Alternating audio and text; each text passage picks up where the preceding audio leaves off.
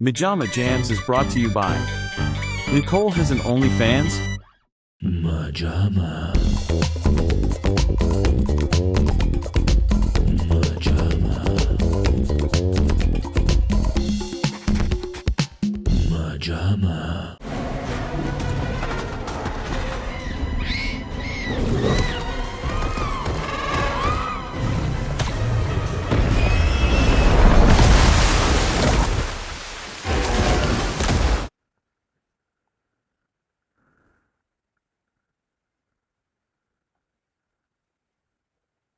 Good.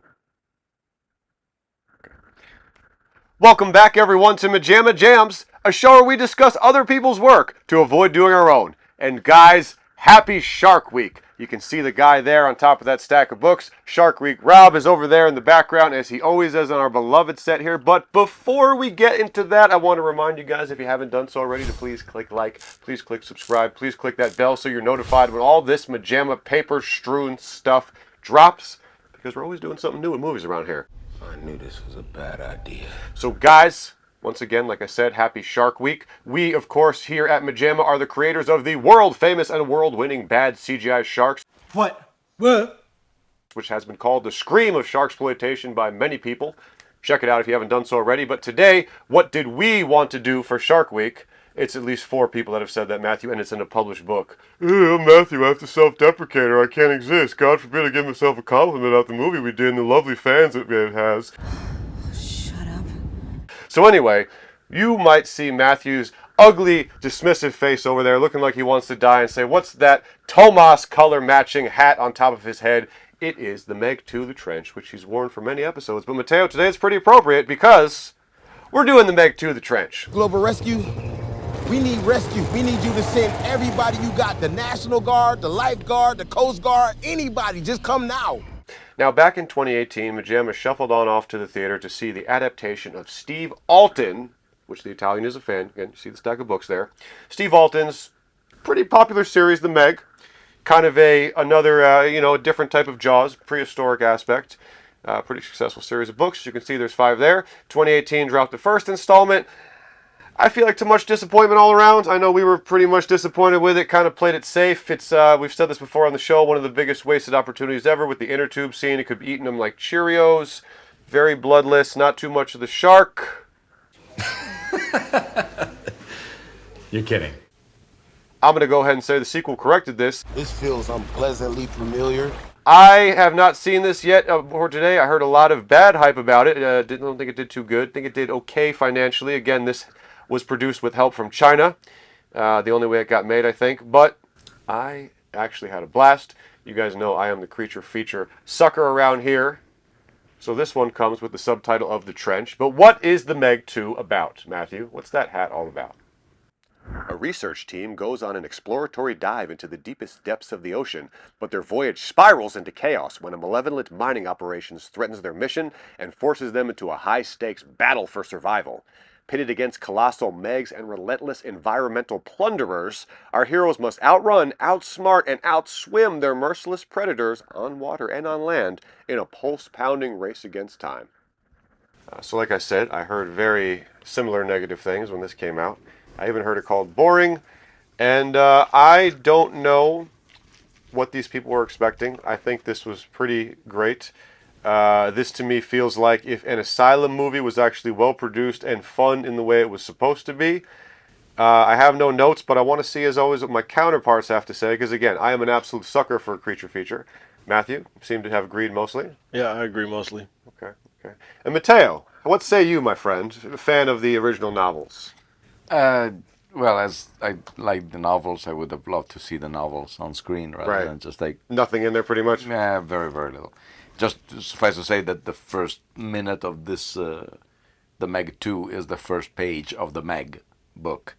So, and we should say, guys can say whatever you want about the rest of this movie, but if there's anyone on Earth that doesn't like the opening minute of this, where a T-Rex in Cretaceous period is eaten by the Meg, something's wrong with your life. Did I say Crustaceous? Crustaceans. Cretaceous. I was like, what are you talking about? I know dinosaurs. Jurassic, Cretaceous, and Triassic? There's a bunch. I used to know this when I was a kid. We all loved dinosaurs when we were a kid. What happened? Hey, what happened? So, that first scene is amazing, with a T-Rex being eaten by the Meg, and to me set the tone pretty nicely. Perhaps we have nothing to do with the novel, but that's nothing new. Steven Spielberg pretty much just took the double T-Rex trailer attack from The Lost World and threw the rest of that crap aside. So get out of here, Crichton. You ready to get your paycheck? Both of them are named Steve, too. Yes, coincidence? Probably. Yeah. Yeah. So, I'm sorry, go ahead. Oh, no, Go ahead. it's surprisingly he has a Megless second act, if you will, or almost Megless, because they had the whole thing with the submarines and going and underwater to the station. They should have called it the Trench the Meg. Yes. I did hear that, but I was prepped for that, and I felt like, again, maybe more action movie overall. It's not like those scenes are just like, it's not like some of the worser? My God, I'm waking up words today, guys. Worser? Some of the worser Godzillas are like an asylum where it's like the dead times are the talking in a boardroom.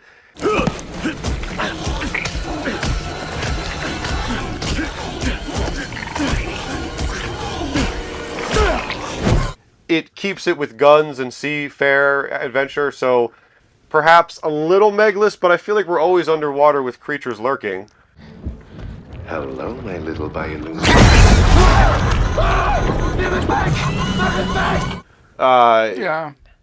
And one thing that took me out of the movie, and I didn't really like, I don't know if the technique is clearly as a choice, but to break down the actions towards the end. So you have people going on a chopper, and then there are the dinosaurs, and then we cut away and we go to the sea with the three Megs, and then we cut away and we go on the pier with the octopus, and then we go back to the chopper. You're saying that was a bad thing? It didn't let, to me at least, the scene growing to become a really bringing tension. You kept on switching focus and going to another area, and that I understand that they are happening almost simultaneously, but I would have liked to have all the scene of Jonas following the Megs on the motor scooter with the spears, or all the chopper thing, or the octopus stuff. They're going like this. It seemed to me was breaking down the tension of the action. You eat your meals the same way, too. Yes, Maybe that's where it all stems from. probably. It's true. Fries first and burger. Yep. Never seen anything like it. That's not the problem. Meanwhile, I'm shoving this down, double fisting at the same time. Just like, ah. Yeah, again, this is the reason I beat this dead horse of the asylums is because, in theory, they exist because they're fun.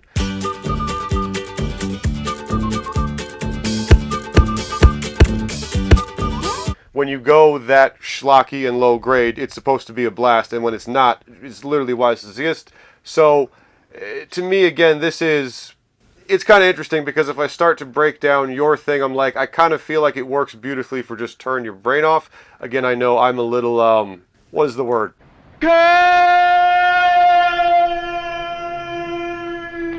Porny with monster action. I was just thinking, Matteo, with your critique on the tension, that I don't know if you've ever been able to escape the structure of movies to where no matter what the movie is, it's like, well, I want that basic structure to enjoy it, i.e. to say, I don't know if you've ever just literally been like, oh, cool, a dinosaur ate someone, a shark ate someone, someone exploded. I've never heard him say it while watching. I've never heard him say, oh, cool, X exploded.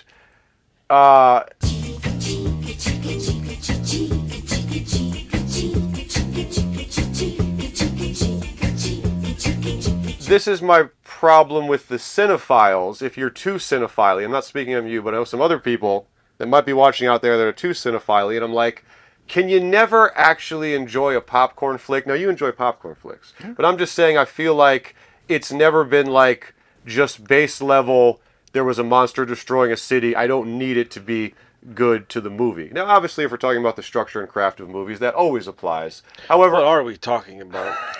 I do think sometimes you just need to be like, oh, cool, a giant shark and a squid, and just have that be it. Preferably not. Yes, but while, for instance, in Jurassic Park, there is the action sequence and the tension of Laura Dern going to reactivate all the switches They direct while they are climbing up and down at the electric fence. So the tension is on both sides because it's alternate. Here, the fact that he is chasing out in the ocean the three Megs is unrelated to the squid on. So the result that he gets or he would get on the ocean, it wouldn't influence at all the squid on the beach, on the pier, or the dinosaurs on the choppers. And so I was thinking it was breaking up the whole. It was ramping every single time, and then it was going away. And I found it eventually. It was to me, I mean, to my enjoyment of a movie, detrimental to the enjoyment of the sequence, because you say, oh my God, it seems that it's going, oh, we're going away, so it's something else.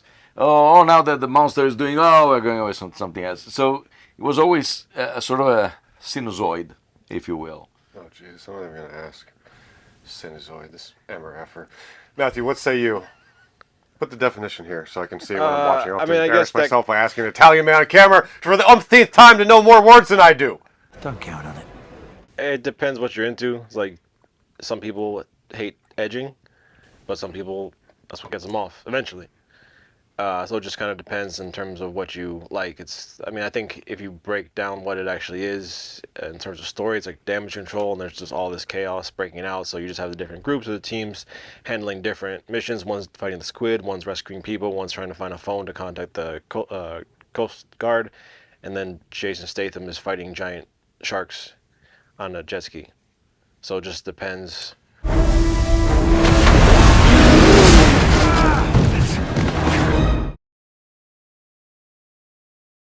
We now return to MaJaMa.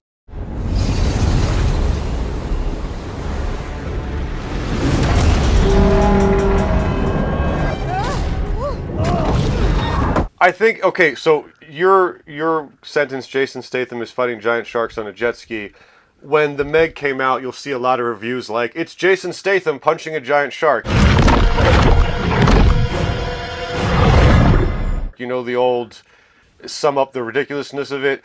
And I think that's a good setup for the argument for this one, where I feel like most of us, if I'm taking in the response to the first one, I feel like most people did not get the fun of Jason Statham punches a shark.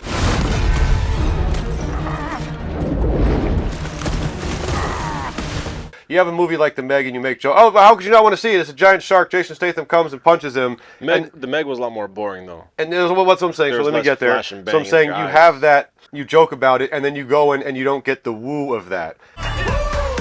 What I'm saying is that I think this one completely delivered on the promise where, okay, if we're going to break it down, is it an actual great movie? We're going to compare it to things that have beautiful storylines such as Jaws or Jurassic Park. In addition to the creature tale, sure, it may fall short, even though I still, me personally, think it did a pretty good job of keeping it chugging along. You gotta be kidding me. But I think that when you set up the Meg 2, especially with the promise of sequelitis, that this actually gives me what I came for. A good example, I feel like, is Deadpool and Wolverine.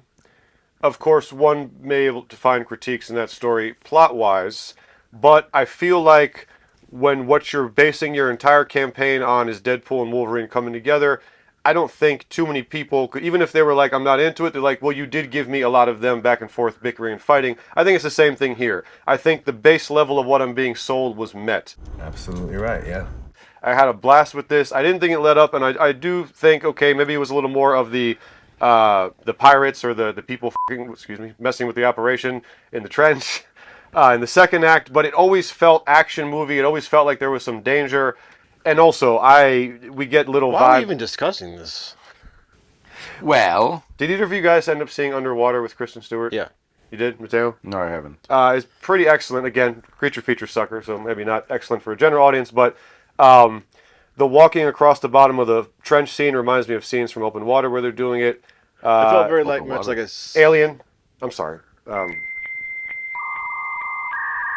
Meg 2? No. Underwater? Underwater, thank you. Oh. Underwater is what I meant to say. There's scenes where they're walking underwater, in underwater. That reminded me of here. It's me and Matthew tend to... They were also walking underwater in this film. And also in the abyss. But I'm there in the dark with you. Oh, bud, you're not alone. They might as well have been walking on the sun. 3 seconds of the song, so it's not a legal copy. Really the only Smash Mouth song I actually love. Yeah. Love that song. Different than the other cheesy cornball pop ones in some way. Topic for another time. You're not messing with me. So, forgive me. Jet ski. I just felt like this really did deliver on what it was, and the end I do feel was like an operatic. Okay, there's a lot of stuff going on. What even happened in the first one? There was the tubes, but then the Meg doesn't kill anyone. He was on a jet ski fighting giant sharks. It eats a lot of people on the beach.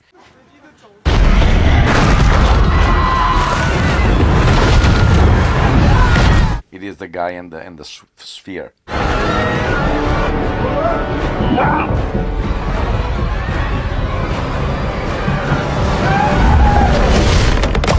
You don't get to see too much though. No, because again, PG-13, so they want to. It's because when you don't get gore in this one, but you get a lot of attacks at least. Yes. And I love the shark from the POV shot from inside the shark's mouth. That's one Jaws 3. Yeah. Yeah. How? There's the same. But one person. One person. Okay. Yeah. So I have to say, let's isolate that. You may remember that in the movie Sky Sharks, which I think we touched on briefly on the show.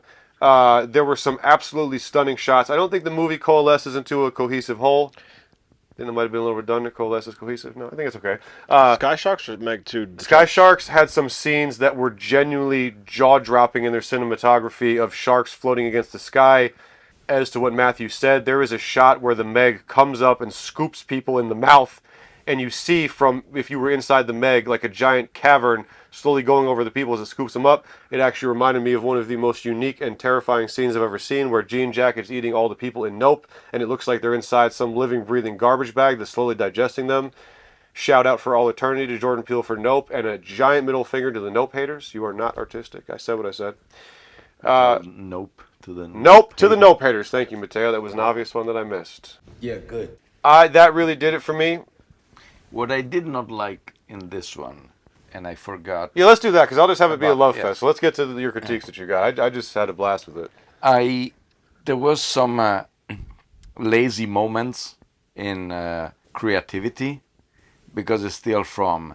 I mean, Jonas was always afraid of this, but I think between trackers and gunships, we can solve the problem and come out the other side with a significant positive PR spin. Yeah, I'm on it. I was also thinking. We're going to pull together and we're going to find a way to get out of here. First, we're going to seal off this.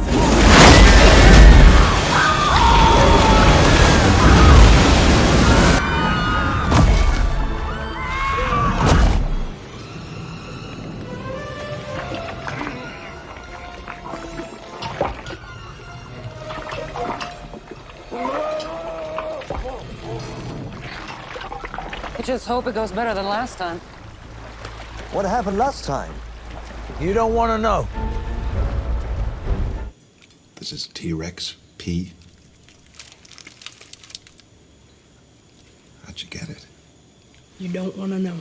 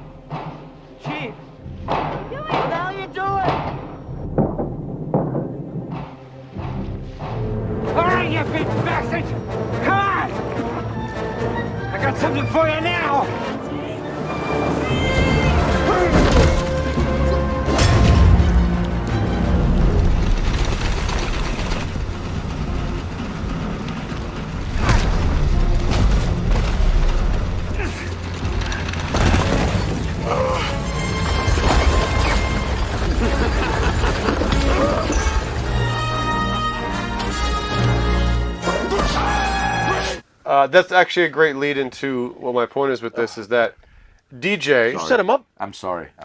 DJ is likable enough. I'm not crazy about him. He's likable enough, but he has a lot of he's the heart action movie of our team, man. Cliches. What else you got in here? Emergency stuff. You know, with the taking the gun out and get some and Really? Condoms? Different kind of emergencies. but I think, you know, I forget if I've brought up this example on the show before. I'm an old man now, starting to repeat myself, so I probably have, but it's a weird one.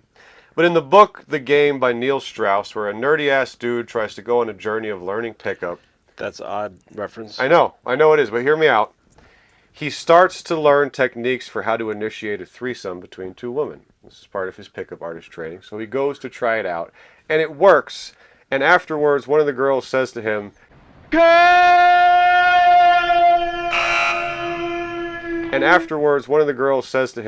you know, I knew what you were doing when you were trying to initiate it, but you made it comfortable, so I didn't mind. Wait, did she do it? She did it.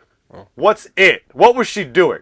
So, I know what you say, Matthew, that might be a little bit of an odd example to bring up, but I always think of that in terms of movies because I agree with Mateo. There were some lines that were cliche movie lines. There's lines where it's like you said, where'd you get a T-Rex urine? You don't want to know. What happened last time? You don't know last time. Oh, you got me back out here? Yeah, DJ, come back. That's why I got a gun. Blah, blah, blah.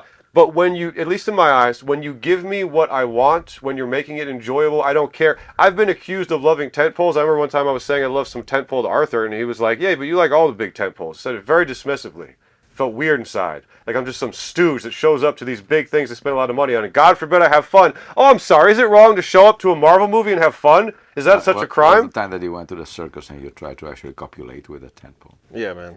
That was dangerous. That was embarrassing. Well, there's a splinter.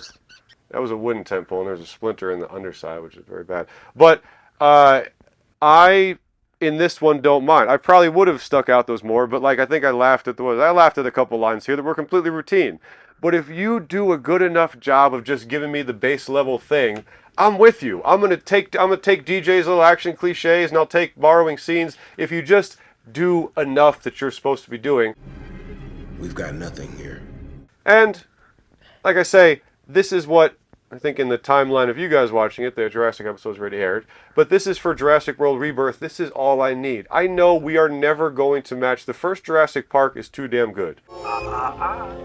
None of them are going to match it. And I don't even need it to be great. Just be a great popcorn thriller. Just give me dinos that looks like you spent that friggin' Universal money.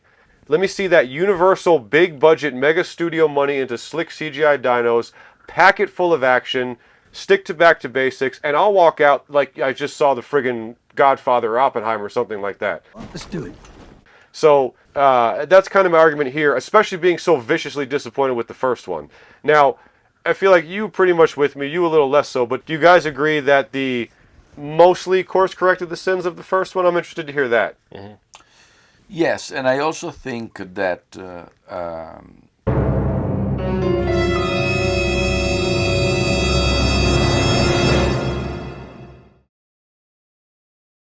we now return to MaJaMa.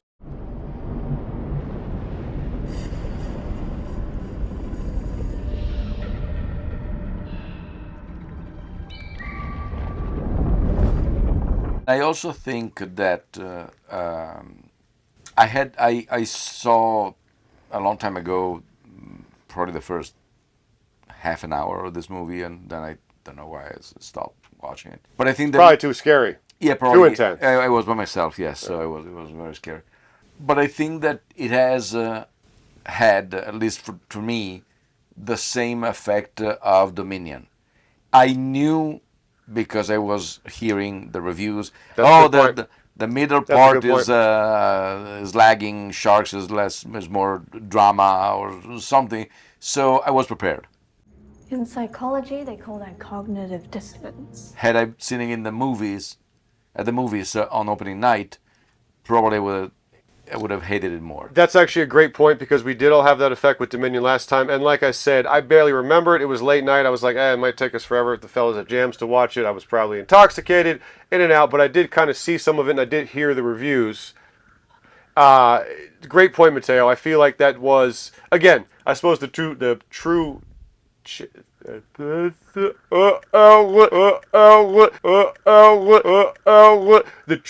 test of the effect I'm talking about would be seeing it opening night if I walked out. But again, probably on a big screen with the action I would. But still a good point. Do that though, man. That I feel like reading all those reviews for years before. What was it? Was this 2022 already? I think so. Wow. Impossible. Now the question is, maybe we can get some numbers on the screen here, but I forget. I think the first Meg just eked by enough to warrant this sequel. But like I said, I'm pretty sure they had to heavily work in conjunction with China, both budgeting wise and not much, but a decent amount of the movie is spoken in Chinese, and there's Chinese characters. So I feel like they kind of had to scrape by and find ways to really sell. And Would I think you say there were too many Chinese people? I mean, always, dude. Jesus Christ, I'm an American. I want to be able to identify. I see a Chinese man, I'm like, there's like static on the screen. Can you make me one? I got you covered, Mac. We have to find a way to warn people in case the Mags move towards land. There's an island 60 clicks southeast of us. No, I feel like it just squeaked by enough to kind of get this second one made, and I really feel like people just hate it again. I forget how it did financially. I don't think it did bananas. I feel like we probably won't get another one. I don't think so, because they cost a lot. Yeah, I think that the first one, I think there was $150 million. Did you guys think it looked, again, I kind of almost have this weird hatred when, like, the low budget has to be an art form, so when the Asylum I'm sorry, it's just a hate fest every day. Like, didn't you guys think it looked great? It just, like, okay, that's the other part. I get a big budget sea pirate shark epic, just make it look slick and gorgeous, and every shot They once again found a look that wasn't completely realistic or polished. And I don't mean that in terms of, like... Slightly shark to pussy? Slightly? Yeah. Little cute doll eyes? Yeah. Where you don't... Actually, at the end, they did plagiarize even the Asylum with Mega Shark versus Giant Octopus. It does happen.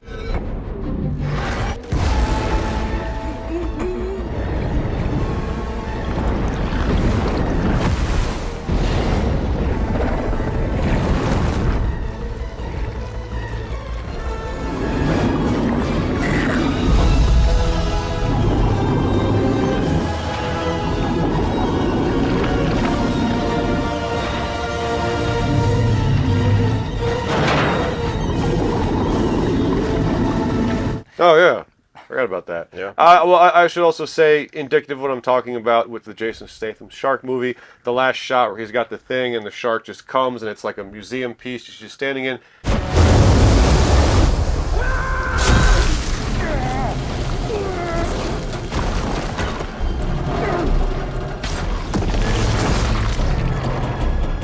It's just, yes, you know, da, da, da, da.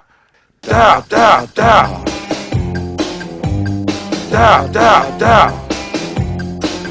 It's the theory of the name culture. It's when you come up with big-titted Bigfoot stripper zombie massacre 3 and you're like, oh my god, well on a base level that's going to be a stripper with a chainsaw and Bigfoot, and then you watch it and it's like 6 hours of a dude in a room talking about Bigfoot. Because base level fail. Not here. No, he'd be in the woods. Because then, yes, but you've had some executive who say, oh no, yeah, I like that big tits zombies, but make it PG-13. That's another good point. I understand you need to do that, but there is a real... Okay, because fair. I was going to say, Deadpool and Wolverine, recent example coming into mind, are and leans into the bloodletting. Also, Ryan Reynolds is no stranger to family-friendly fare, so there's parts of it that just hum along like a fun back and forth. So I agree with you, Mateo. I think that you're probably right. The target audience, I'm thinking of Dredd. I forget if you've seen it, the Carl Urban one. Amazing.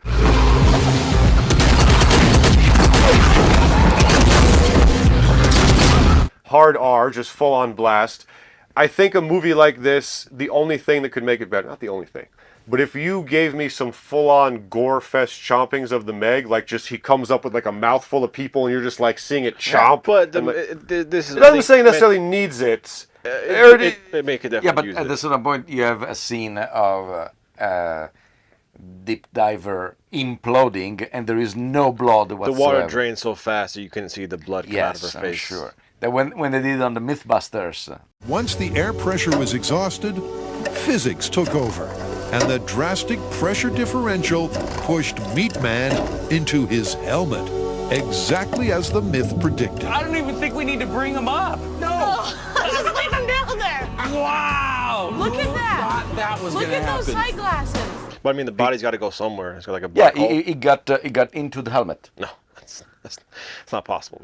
I don't think you know what you're talking about. Yeah.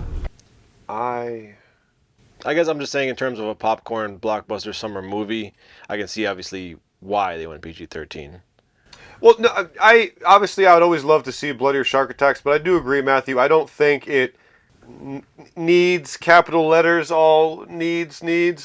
But But it doesn't need. But at a certain point, well, you know, I'm not going to disagree. Very little blood. But what I should say is that it is you can get away with interesting plenty of because blood in PG-13, right? To whenever you lean into an R, and again, I go to Deadpool because sometimes perhaps it takes that established brand, but when you do lean into the R, and it's one of those like, actually, the Matrix was the Matrix R, Mateo, the first Matrix? No, it was PG-13. But no, Dad had to go with us when I was young. I feel like. I don't know. I wasn't there. I think it was R. To Mateo's point, I feel like we'll get like a Blade or a Deadpool where it leans into the R and it's just all the better for it. I guess it's just looking at it with the realism lenses, what is the box office deadening effect of an R rating, especially with today's culture where, look at Abigail, for instance. Abigail by the people who did the Imperfect in My Eyes, Ready or Not. Thank you, Matthew. My God. Old man's losing it. Ready or Not, done by the people who did Abigail. Abigail, done by the people who did Ready or Not, is a hard R, either way. bloody, and it true works either way. both ways, just like him. It's bloody, it's R-rated, it's fun. However, things like that, if anything, become cult hits. I think perhaps because their budgets are actually tiny, they may do all right. But it's an interesting balancing beam. I'm obviously all for it. Double-edged sword, though. It's a beautiful day in the neighborhood. Anything else, fellas? I really, really like the trench scenes. Me and Matthew, a lot of times in movies like this, will judge it based on if it feels like an adventure we'd play with our action figures. I think the walking through the trench sequence felt wonderfully like that. Had a cool sci-fi outer space kind of feel to it. Reminiscent of Alien. Like I said, probably a more direct to Underwater, where they literally were walking underwater, but Alien with the suits. Happiness from Jason. Although I think those little dinosaur creatures would have evolved somewhat in 65 million years. Probably yes. Even within the trench. And also, we get the same problem that we were talking the other day. We don't know how many are there. Yeah. So you don't know if they have eliminated all of them.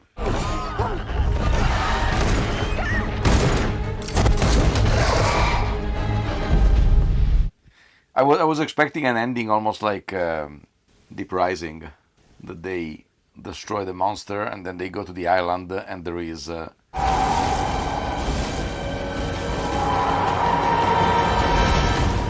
Now what? if memory serves, it was supposed to be conducive to a King Kong. They should have done. The plan was to go after Deep Rising with King Kong with the same cast and following that, because the last shot of the movie is them on the island and you see the palm trees in the back and Treat Williams says, "Now what?" And we cut over there. So You know, explorers going to an island, what the hell's on this thing? We're in danger. I am a sucker every time. Yeah. No matter what type of movies I talk about, absolute sucker for let's go to an island, there's a creature there. Love it. Could do let's it watch many Dora times. the Explorer. Delicioso. Can you say delicioso? Say delicioso. She'll grow out of it. It's pretty good, I heard. Actually, the first one is very good. I haven't seen the new one, but yes, the first one, I enjoyed it very much. Absolutely. Well, this all brings me up to higher hopes for Rebirth. Just please do what the Meg did. Let's now express these sharktastic feelings for Shark Week 2025 by throwing these pieces of paper. I'm going to go first. I won't give it a perfect, but I will give it a 1 because this is a bullseye for old Jason. I love me a creature feature Ellsworth. Had fun, was never really bored, didn't even feel the middle sag. Great ending. Really a lot of fun. 1 for me. I go with 2.5. It's very fair. I wasn't neither bored to death nor captivated to death, so it was just like very fair. Half and half. Let's see what Matthew's gonna do. I'll go 1/2, lower, higher. Wait, what? Whatever. 2. Way we're going. It's 1.5 or no, half? 2. Two? Okay. Very fun creature feature. Obviously has its flaws, any sort of blockbuster does, but Hell yeah. in terms of keeping you invested and throwing action in your face, it was there. And I think that's a big lesson here is that there is such thing as a Michael Bay movie. I think even me at the end of Transformers 3, all of us were numb and just begging for death. We couldn't take it. It was just relentless. It can be done too much, but please, if you're an action movie, just be plentiful with the action. They didn't kill the dog. They call him Pippin, like in Jaws. Never kill the dog again. MaJaMa.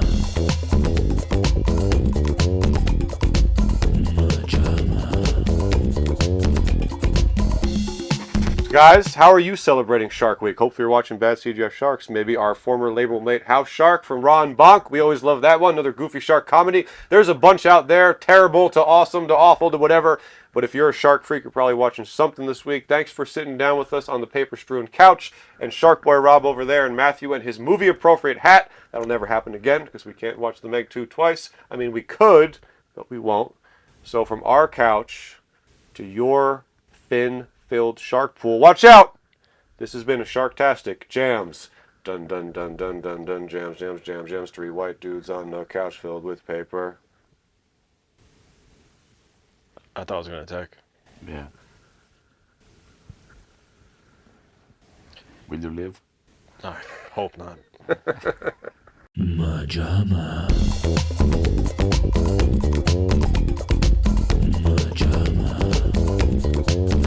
We all know The Meg 2.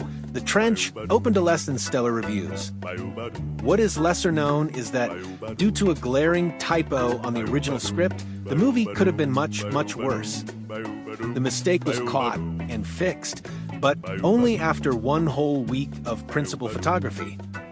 We at MaJaMa have acquired that original footage to show you what could have wound up in theaters.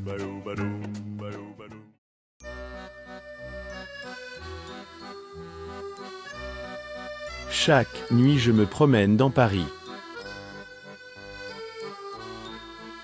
Je ne pense pas avoir un véritable avenir ici.